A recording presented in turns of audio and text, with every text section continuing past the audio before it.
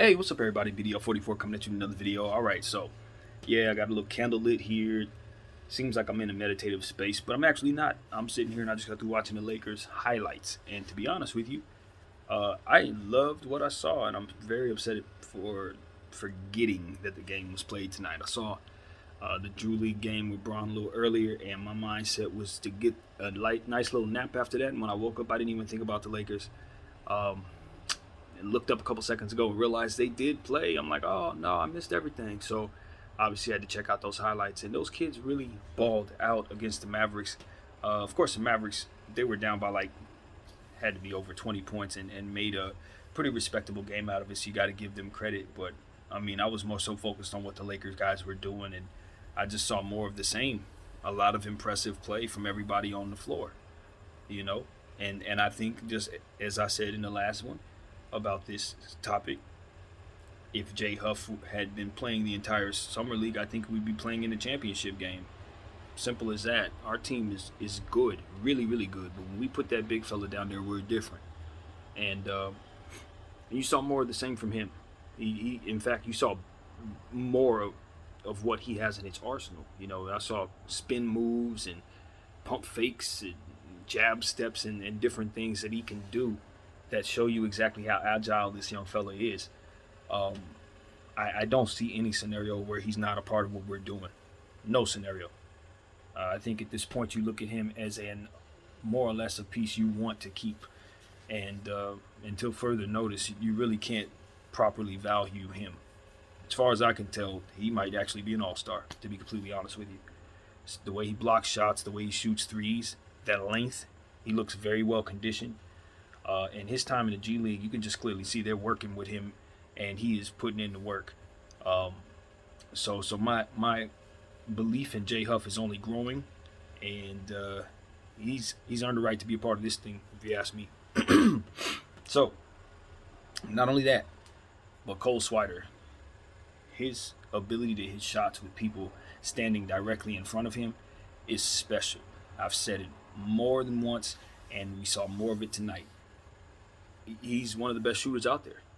You clearly see it already. He has a natural ability to put the ball in the hoop from behind the arc.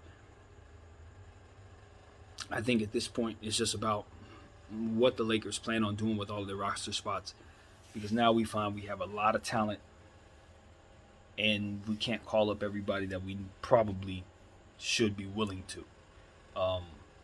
We got guys all over that summer league team that are worthy of roster spots. Mason Jones, McCoy, Kalia Jones, Pippen, all of our guys, Christie, they all put in legitimate, impressive time on the floor out there during the summer league. And now that we're at this point, I honestly want us to use about 6 of those guys. So that's why it's like, I don't really know what to say. It's almost impossible to do so. You just have to let some of them sit in the G League for a little while, or hopefully they get opportunities with other teams. But I just don't know that we have the roster spots for everybody. But I'll tell you this. I can totally see a situation where we start shaving off some of those guys we signed in the offseason to bring some of these guys up, because some of them just have too much potential to not see upside there. Like a guy like McCoy, for example, I don't know how you keep him in the G League for much longer. The way he plays, how slick and smooth he is, and spin moves and stuff like that, mid-range jumpers. I mean, he reminds me of like Lonzo Ball out there in a way. He looked like him, the way he was playing, but also like more so with a natural jump shot in like a Zach LaVine light type of way or something like that. So as he continues to develop, he's not going to be able to stay down there. He's just not. And so he's like, 6 behind some of the other guys that we're looking at, even more so. It's kind of impossible. I look at a guy like Max Christie. It's like, man, I like Max, but he didn't play better than some of those other guys. Like, he's going to have to stay down in the G League a little while for all of this to really actually make sense, to be utterly honest with you. And I like Max, and I want to keep him too. It's not even about me not liking him or nothing like that. It's just like some of them other guys stood out even more so than he did. Pippen, you got to have Pippen a part of what you're doing. So you might as well just set aside the roster spot for him already, simply off the strength of him being a young point guard. And us not really having a young point guard in our plans over the next couple weeks. to add to our situation. Obviously, Kyrie's going to be in his 30s.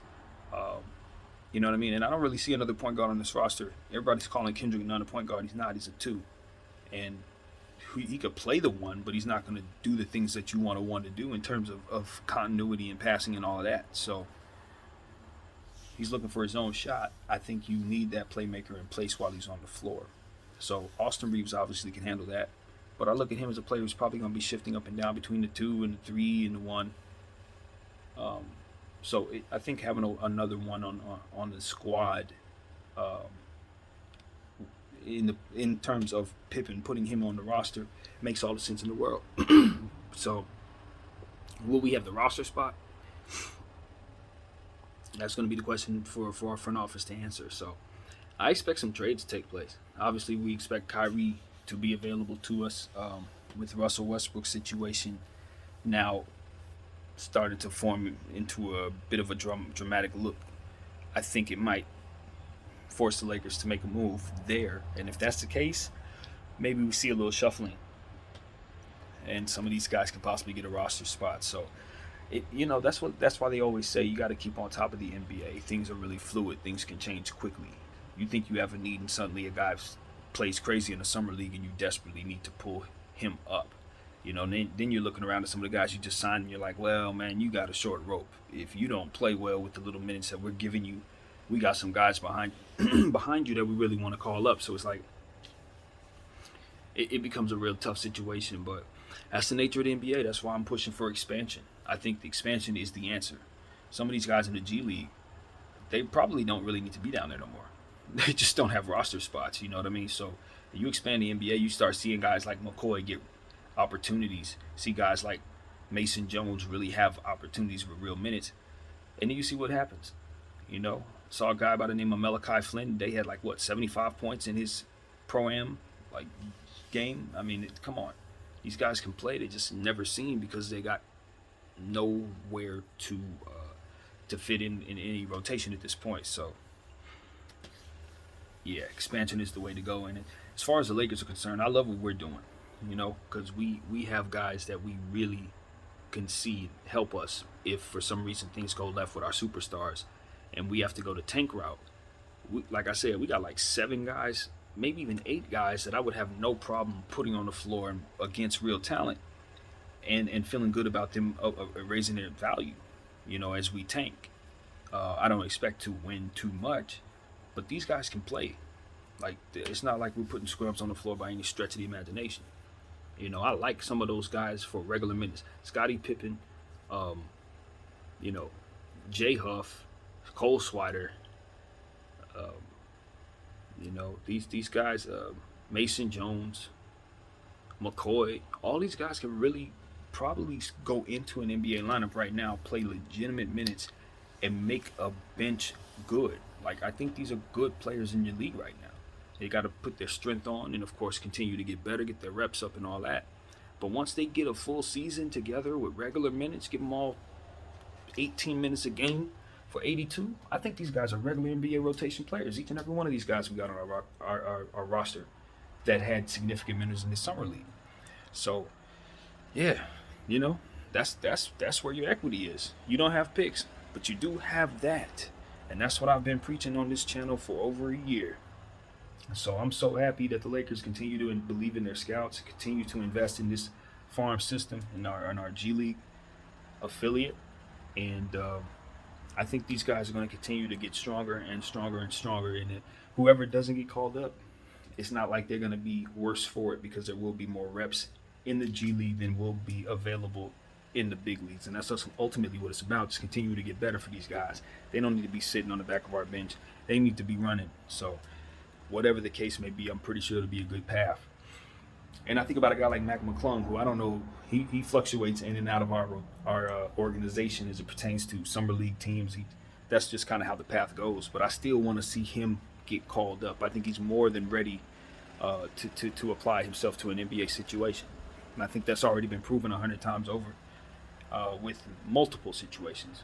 You know what I mean? So he's waiting for his opportunity, and I think it's time for Mac McClung. So hopefully he gets that. And yeah, that's what I see there, man. So congratulations to the Lakers Summer League. Unfortunately, we couldn't get that championship, but we end on a high note. Obviously, getting the victory against the Dallas Mavericks, and it's very exciting. You want to see these guys continue to run. Unfortunately, these games are ending for us because I still want to see these guys play maybe 3, 4 more games, and that's something maybe the NBA can think about, especially given the fact that a lot of these guys are not expected to play in the regular season, and the fact there is no basketball um, in the summertime. I think expanding the summer league and making that tournament even longer might be beneficial to the development of these players, especially the majority of them who won't be, getting any minutes. Now you can make that make sense by uh, pulling players who are lottery players out of that tournament or something like that, or you know what I mean. See, players that will be regular rotation players don't end up hurting themselves or playing too much ball too soon. But I do believe that something uh, like that could be beneficial to the league and to the development of those players, um, so long as they're not wasting time of guys who need an off season. You know what I mean? So that's my thinking. Um, Give that some thought because I think it can be something that develops.